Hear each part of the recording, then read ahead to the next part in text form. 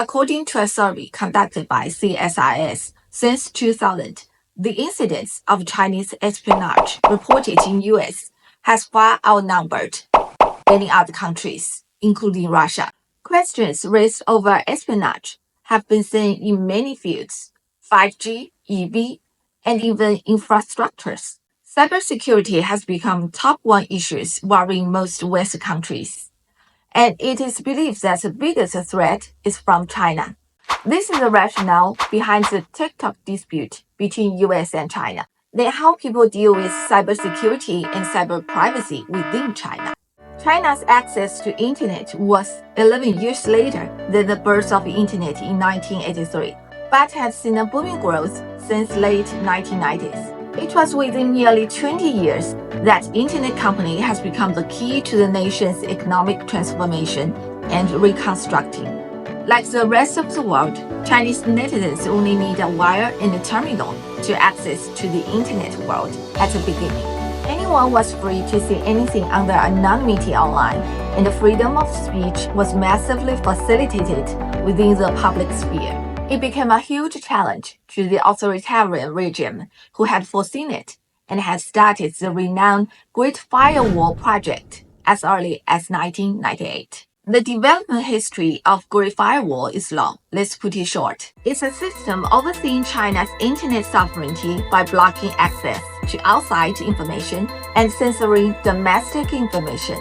Fully completed in 2008, Great Firewall is also claimed to increase protections on personal data and make companies more responsible for monitoring bad actors, in hopes to make the internet a safer and clean place for Chinese netizens. One example is TikTok and Douyin, its Chinese version. They're similar in functionality, but different in censorship and registration. Backdropped by this robust Great Firewall, sensitive topics will be filtered in China. There are at least 9 categories of them, namely, it would be tricky to publicize any criticisms online because it technically could be fitted into any of the forbidden categories. The following is a case I once reported as a journalist. In 2009, a young man in 20s was arrested in Shanghai and persecuted of slander for one of his posts. His posts were about some photos indicating how the local government of his hometown had ruined the harvest in order to transform the arable lands into the property. He did not name anyone or any particular organizations. Neither did he leave any personal information. But it was a few days later, he got handcuffed right at his doorstep in Shanghai. It is easy to understand that his IP address exposed him. But what is more shocking, even up to date, is that how police could detain a citizen without any premises. What happened to this young man later was that he was bailed out by his family, and his story spread out and turned into a backlash by the public. In those days, social injustice news sources were racing with the enforcement suppression by the local government. His persecution was removed eventually, and the lands processed lawfully. If whistleblowers like him could draw much attention from the media and the public before the suppression, a new story could be successfully made, as well as justice or the otherwise. In 2009, the same year of the above incidents, the birth of Weibo, Chinese version of Twitter, empowered the citizens' participation and public discourse over public issues in China. Fueled by the booming growth of mobile users between 2008 and 2011, surfing online was no longer confined to big screens or mouses. Netizens actively participated in discussions over public issues, and 2011 was even termed as the 0 year of the citizen participation in publics in China. The signature campaign was a nationwide counter-child trafficking via microblogs, namely Weibo posts. In January 2011, a professor from the Chinese Academy of Social Sciences published a short post on his Weibo account titled "Save Child Beggars by Taking Photos of Them as and when you see them." The professor hoped to harness the power of webloggers to provide leads in the searching of missing children. The number of followers of the professor responded immediately and spread out this message. The campaign later changed many children's lives and had even uprooted the malicious crimes of child trafficking in China. But this was a campaign lauded by both public and the ruling power, and many of the rest were the otherwise. For example, 拆迁, the housing demolition and relocation in both urban and rural areas have caused numerous disputes. So many residents involved used weblogs to speak of injustice, such as forced and illegal demolition. Another case I personally reported was between 2010 and 11 that a family burned themselves to defend their house against demolition. 突如其来的拆迁行动，为捍卫家园，3个人先后把自己点燃。In that incident, one was dead and 3 others seriously injured. My crew and I revisited them 1 year later and found out their lives changed forever.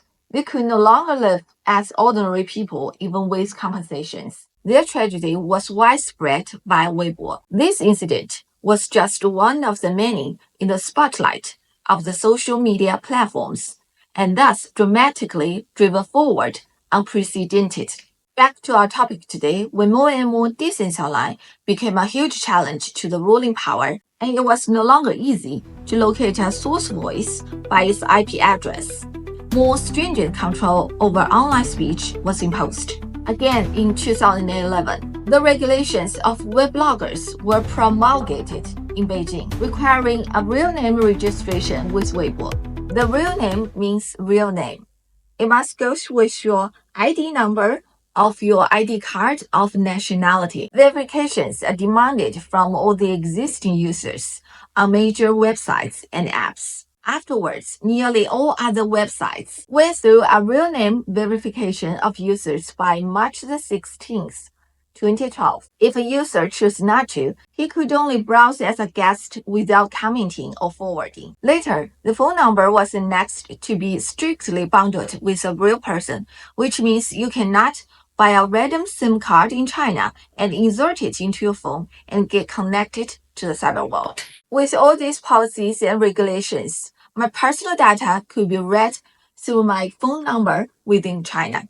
Back to the 2 versions of TikTok and Douyin, which means I can be anyone under anonymity in TikTok, but can only be real me in Douyin with my number already being verified. Of course, I can still choose any username I want in Douyin, but all my authentic information had already been gathered and stored somewhere in the clouds in China, and safe with the cloud, as it claimed. You might now have dozens of questions like, what about my privacy? Does it make any sense?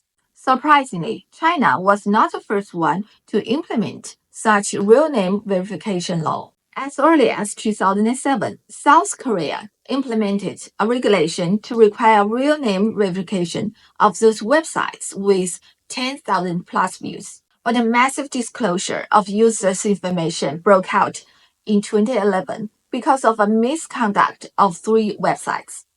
This real name implementation in South Korea was removed eventually as an infringement of the constitution. So where will it go in China? Let's try answer another question before you feel offended in the citizen's shoes. How can we determine cybersecurity and cyber privacy in the digital world? It is easily understood when these 2 terms are related. Cybersecurity is an action to protect our privacy from being attacked. But the question is, how much privacy do we still have only to ourselves today? I'll say that my phone knows me better than me, and more of my privacy is here than with here. Technology today keeps convincing me to use it more, rely on it more, and trust it more.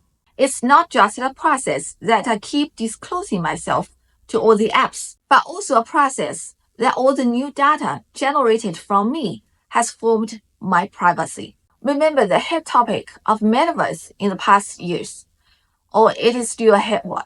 When entrepreneurs described the spectacular future of humans, they forgot or they intentionally downplayed the details of what matters most in the semi-virtual world, our identities. How will I determine me in the future? This is not a philosophical question. This matters how we appropriate our privacy and properties in the future world. But think about the avatar or matrix. If the technology will eventually lead us there, where the line between the physical world and the virtual world is blurred, what can we do from now?